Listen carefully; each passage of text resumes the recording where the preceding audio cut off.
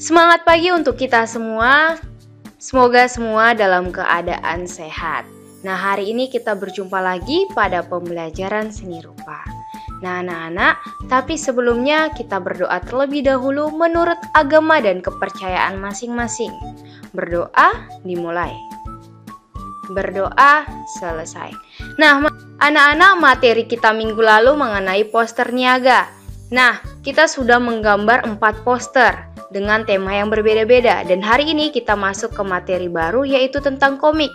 Di semester lalu kita sudah belajar tentang komik, dan tujuan pembelajaran kita hari ini siswa dapat menjelaskan konsep menggambar komik, mengidentifikasi syarat menggambar komik.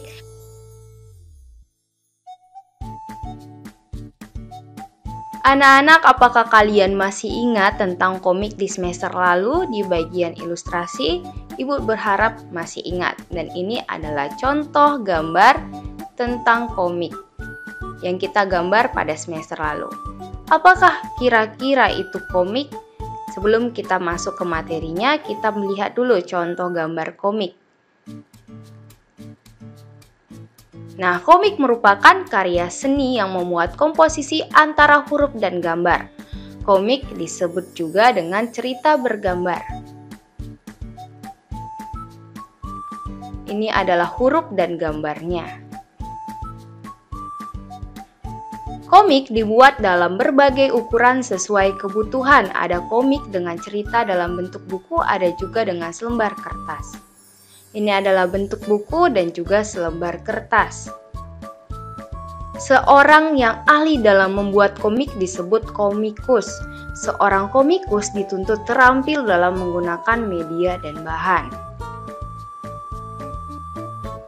Ciri utama dalam membuat komik bersifat menarik perhatian mata sehingga banyak tokoh dan karakter dapat menarik perhatian si pembaca. Komik berfungsi menyampaikan pesan singkat menggunakan kata dan gambar. Untuk itu, dalam menggambar komik ada kesatuan utuh antara gambar yang ditampilkan dengan kata yang ditulis. Nah, ini adalah contoh komik Donald Bebek. Nah, syarat atau langkah-langkah dalam menggambar poster apa aja kah itu? Yang pertama ada menentukan topik dan tujuan. Yang kedua membuat kalimat singkat dan mudah diingat. Dan yang ketiga ada menggunakan gambar. Dan yang terakhir yaitu menggunakan media yang tepat. Kita akan bahas satu-satu. Nah, di sini kalian harus ingat ya, langkah pertama, langkah kedua, langkah ketiga, dan langkah keempat agar menghasilkan karya yang bagus.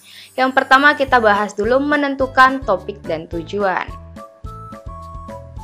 Langkah pertama yaitu menentukan tema. Penentuan tema harus berdasarkan pesan yang ingin disampaikan.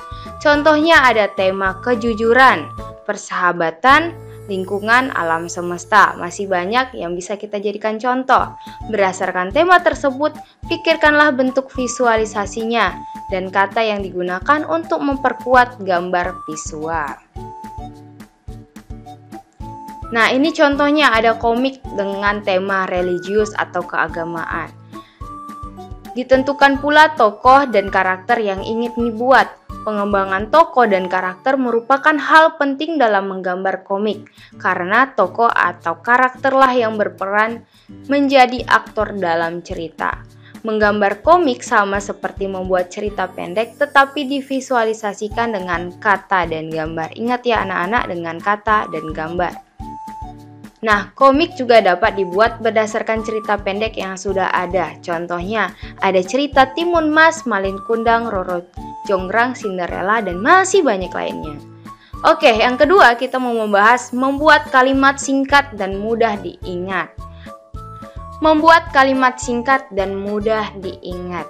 Nah, dalam komik berfungsi mengirim pesan kepada orang yang melihatnya. Untuk itu, pilih kata yang singkat tetapi berkesan disertai gambar pendukungnya. Karena apa? Karena saat membaca kata atau kalimat pada komik, orang akan mengingat pesan yang ingin disampaikan. Nah, buatlah kalimat yang mudah dicerna agar mudah dimengerti oleh setiap orang yang membacanya. Dengan kata yang mudah diingat, pesan yang ditulis oleh pembuat komik bisa tersampaikan dengan baik. Buatlah kalimat yang jelas dan menarik perhatian orang yang membaca komik tersebut.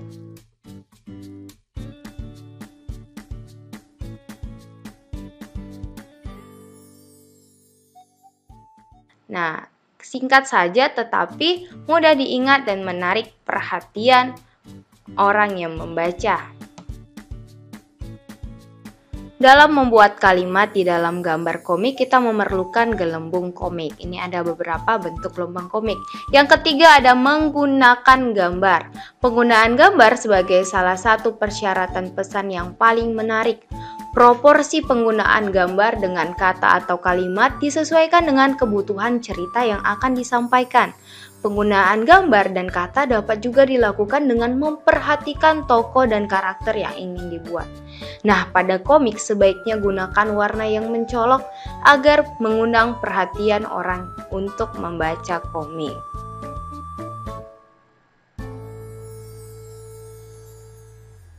Nah, ini kita lihat contohnya full color, sehingga setiap orang yang melihatnya akan tertarik untuk membaca komiknya lebih dalam lagi. Dengan bentuk yang bagus. Yang terakhir, menggunakan media yang tepat. Apa sih media yang tepat? Nah, penggunaan media dalam menggambar komik disesuaikan dengan media yang digunakan. Jika komik berupa buku, menggunakan satu kesatuan cerita utuh, tetapi dapat pula merupakan kumpulan cerita pendek. Nah, jika komik hanya cerita pendek, dapat menggunakan selembar kertas. Gambar komik tergantung dari panjang atau pendeknya cerita. Menggambar komik dapat dilakukan menggunakan alat dan bahan layaknya menggambar ataupun melukis. Nah, ada juga yang menggunakan alat bantu komputer. Menggambar komik menggunakan komputer dapat lebih mudah berekspresi karena jika terjadi kesalahan dapat segera diganti. Dan ini menggunakan software tertentu. Dan apabila menggambar komik menggunakan teknik menggambar atau melukis, jika ada kesalahan, sulit untuk melakukan perbaikan ataupun revisi. Unsur utama membuat komik yang penting adalah pesan yang ingin disampaikan.